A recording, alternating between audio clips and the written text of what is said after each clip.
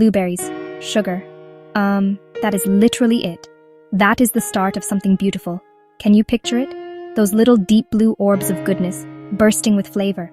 And sugar, that magical sweet stuff that turns everything into a party. You can make this jam right in your own kitchen. I promise it is so simple even if you think you can't cook. It is incredibly tasty and you get to say, I made that.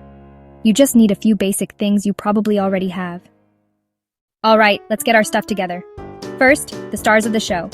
You will need about 4 cups of blueberries, which is roughly 600 grams. Fresh or frozen, both work great.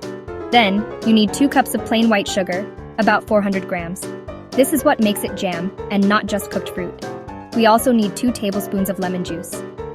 For an extra zing, you can add 1 teaspoon of lemon zest, but that is totally optional. And here's a little pro tip. For natural pectin, you can add 2 teaspoons of grated apple, or even a small, finely chopped apple. Finally, just a little pinch of salt to balance all that sweetness. You need a large, heavy-bottomed pan or pot.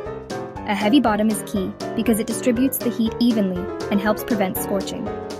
You will also need a wooden spoon or a heat-resistant spatula for stirring.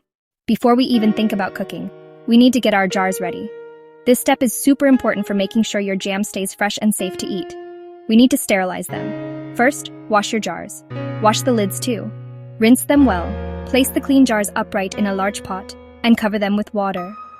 Bring to a rolling boil and let them boil for at least 10 minutes. Turn off the heat, but keep the jars warm in the hot water. If you're using fresh berries, rinse them gently under cool running water. Pick out stems and leaves, and remove any berries that are soft or squishy. Pat the berries dry. A little moisture is fine, just not soaking wet. Using frozen? Toss them in mostly frozen. They'll release juices as they heat. Summer or the dead of winter, you're never far from homemade blueberry jam. Okay, let's make some magic happen.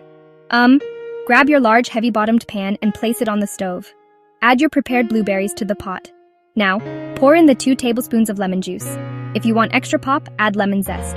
This is also the time for the grated or chopped apple. Give everything a gentle stir to get acquainted before the heat goes up. Now, turn the heat to medium and keep stirring as it warms. You will see the blueberries soften and release their vibrant purple juices. Decide the texture.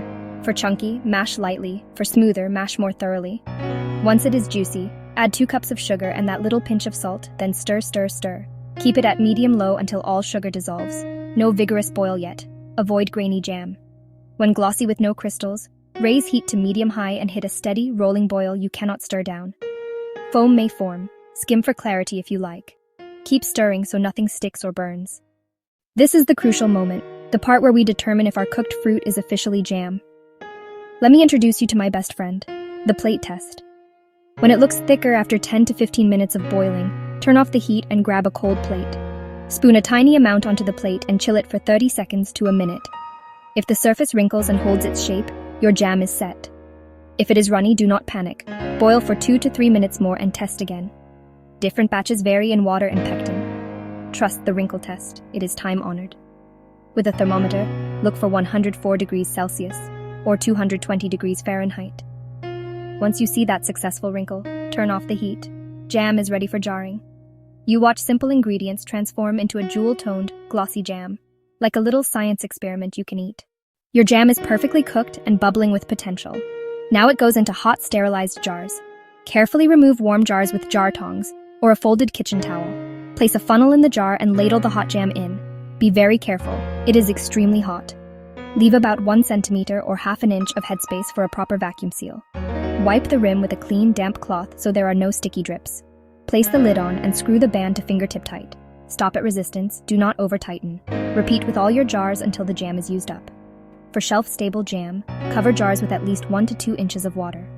Bring to a gentle rolling boil and process for 10 minutes. Turn off heat, let rest 5 minutes, then lift jars onto a towel to cool completely. You have done it. Your beautiful jars are cooling. Now do nothing. Do not touch or move them. Do not tighten lids for 12 to 24 hours. You might hear a satisfying pop. That is the seal. When cool, press the center. If it does not move or pop, it is sealed. If a lid still pops, refrigerate that jar and enjoy within a month. Label sealed jars and store them in a cool, dark, dry pantry for up to a year. Spread it on warm toast, a buttery croissant, or a tender scone. Swirl into yogurt or oatmeal. Drizzle over fluffy pancakes or crispy waffles. Stir into cream cheese for a dip, spoon over vanilla ice cream or cheesecake. It also makes a wonderful personal gift. Share it with friends and family. You got this.